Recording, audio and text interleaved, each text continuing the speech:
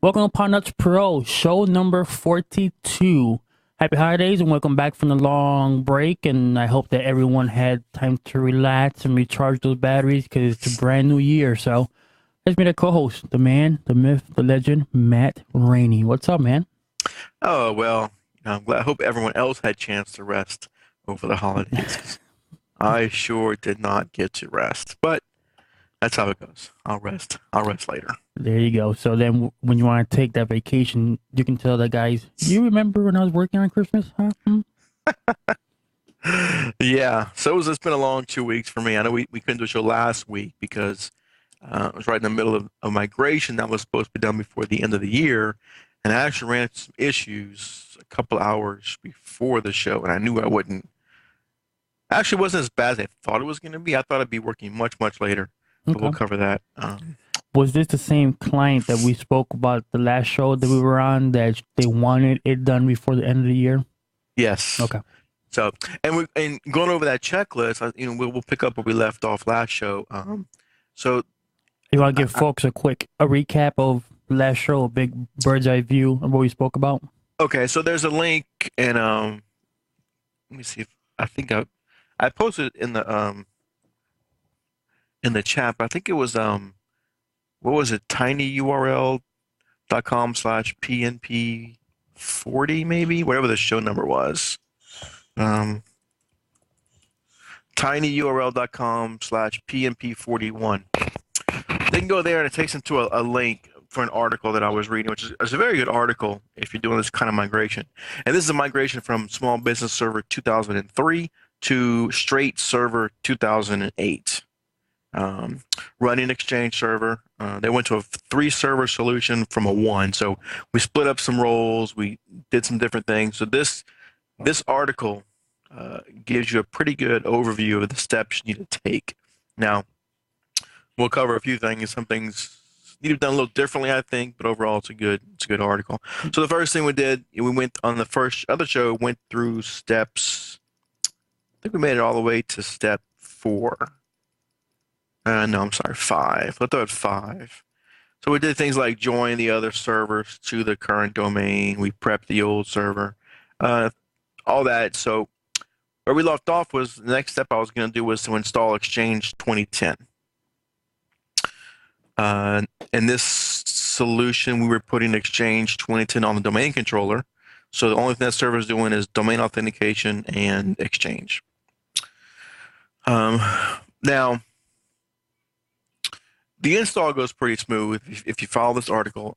Exchange 2010 had no problem with the install. However, there's one part where you have to go into the PowerShell, and it wasn't very clear in the article the command to type in, and it starts with add dash Windows feature, and then it's got a big gap, and then it says net dash framework, and it's a very long command. I don't know if it was a tab, a space, whatever. I think I just did a space.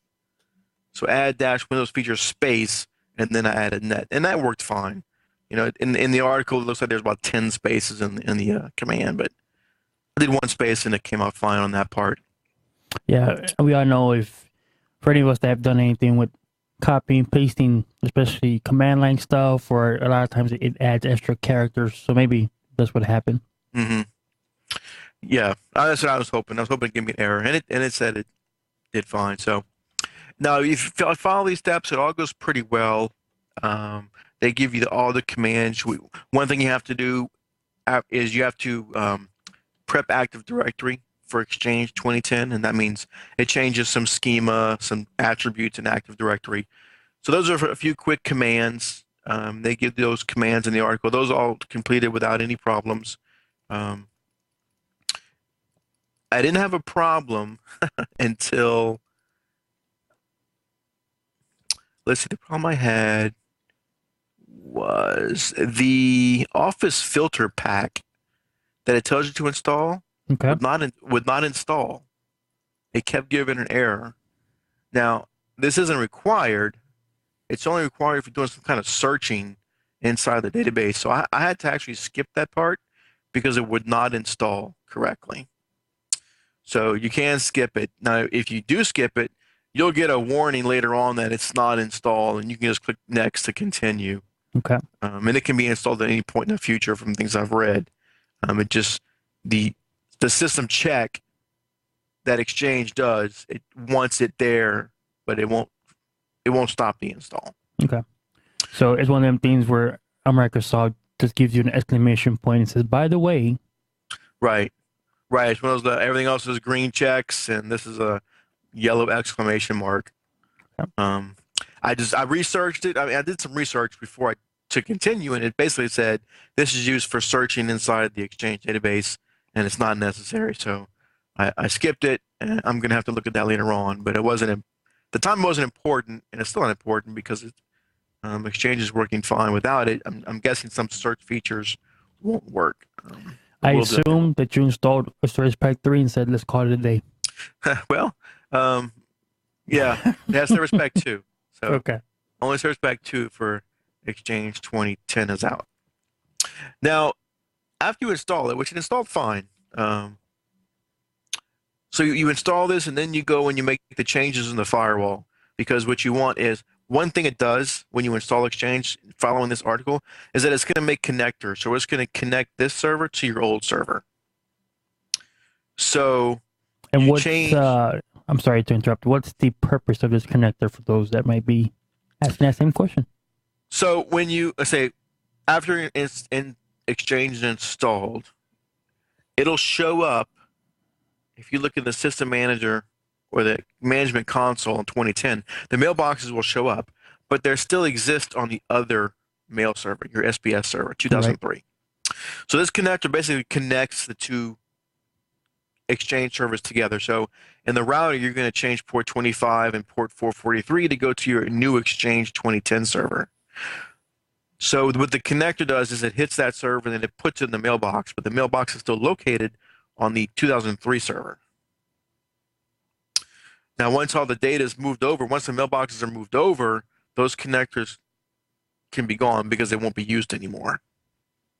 But until they're moved over, it connects the new and the old Exchange servers, so you don't really have any downtime or mail that's going to be missed. So is there any syncing of mailboxes, or as you stated, it just simply points to the O3 server? It just points to it. Okay. So until it's moved over, it just, when mail comes and hits the Exchange 2010, it says, okay, your mailbox is over here. Put it over there. Gotcha. Good. So, now the next step in the article, it says to install an Exchange 2010 SSL cert. Now this would be a good thing to do if you didn't have an SSL cert before. But all my clients have SSL certs already, so I don't want to install a new one. I want to move the one I have, because if they paid $150 for it, I'd rather them keep it. Oh, sure. Especially when they probably renew that thing year after year after year. So right. So there's an easy. I had to find the article, but there's a simple way.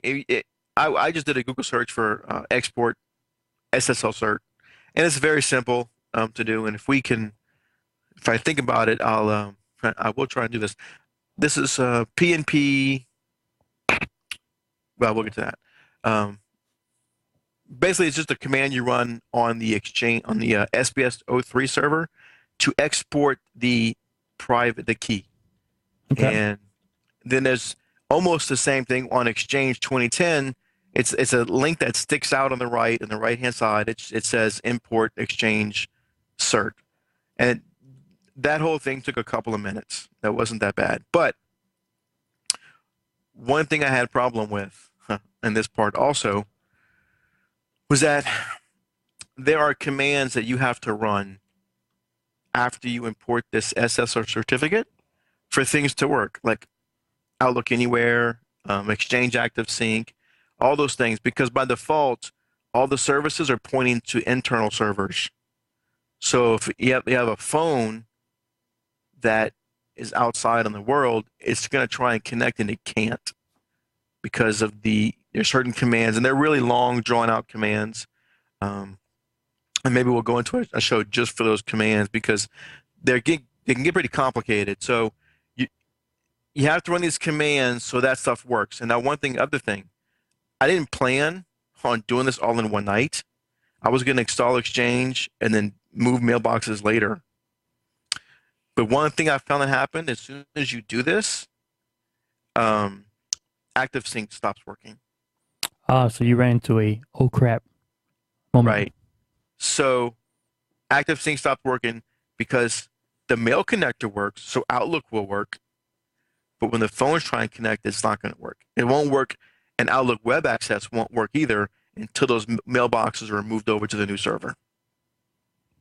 So when I found that out, I said, okay, now I have to move all these tonight. So, And for those that are asking, how many mailboxes were we talking about roughly? it's about 70. Okay, so that's a big chunk. Yeah. So when I noticed this wasn't working, the first thing I did was after I installed Exchange I'm doing this remotely, so I'm connected to their servers remotely. On my computer, I open up Internet Explorer and I go to what their OWA, their Outlook Web Access page should be. And I can't, nothing happens. It won't work. You get a login screen, but that's it. You log in, it gives you an error when you log in, of course, because your mailbox is not on the Exchange 2010 server. Right. Your mailbox is on the 03 server. And I noticed this almost right away because I was logged into the terminal server and opened up Outlook, and it worked. And then this is with the mailbox still on the 03 server. I go look in the account properties, and the Exchange mailbox still shows the old mail server as where the mailbox is, which is fine. So I tried OWA, it wouldn't work. I tried setting up an account on my phone for their account, it wouldn't work. So the account I'm testing with, in step 8, you see migrate Exchange data. So you just go into Exchange console, you pick a mailbox, and you right click on the mailbox and you select new local move request. This moves the mailbox locally to the Exchange 2010 server. And I did a small mailbox to test. That one moved over fine. After that, I could log in with Outlook Web Access as that user, and I set the account of my phone, and it worked. I thought, okay, now I've got to move them all because every one of them has a phone that they're probably getting cannot contact mail server. Now, was this time consuming? I had noticed, which I would have done the same thing. I would move over a mailbox. How long did it take to move over? It didn't take that long. 7 mailboxes, it took a few hours. Okay, that ain't too bad. So I started off doing a few small ones to test, and then I picked the people who I knew would need mail first on their phones. But this is at night, so I'm not sure if anybody even noticed. Well, I wasn't sure at first. I'll tell you later. I moved over some people that I thought they need to have mail first. And that was one at a time. And then I got confident, and I selected all the rest at once and said, new local move. Move them all. Let that run. You're like, yeah. Well, yeah. Now, there's options when you're doing this mail server, this move. It has options about if there's problems, skip the mailbox. If there's problems, skip the corrupted messages. And I chose just to skip the whole mailbox because I want to know if it failed. Right, because if you do that and then if you skip the messages, then you have no idea Right. if Mary got maybe 4,500 messages. Right. So when I looked at it later on, 4 of them failed. One of them, unfortunately, was the owner. Oh, Murphy's Law at its best. Right. Now you can go look in the logs, and the logs I can see, okay, this thing failed with corrupted messages. So then I go back and I do a new local. I'm doing one at a time, and you can select options. If you pick something like skip messages, you can select a threshold, meaning if there's more than, let's say, 100 corrupt messages, skip the mailbox. So first thing I tried was 500 messages, and it failed right away, saying, nope, can't do it. The number's too high. So I went down, I got it to 50. I think it was 50 or 100. I ran it, and it still failed. So these are some people that I had problems with. Now I can still open up Outlook as these users and their mail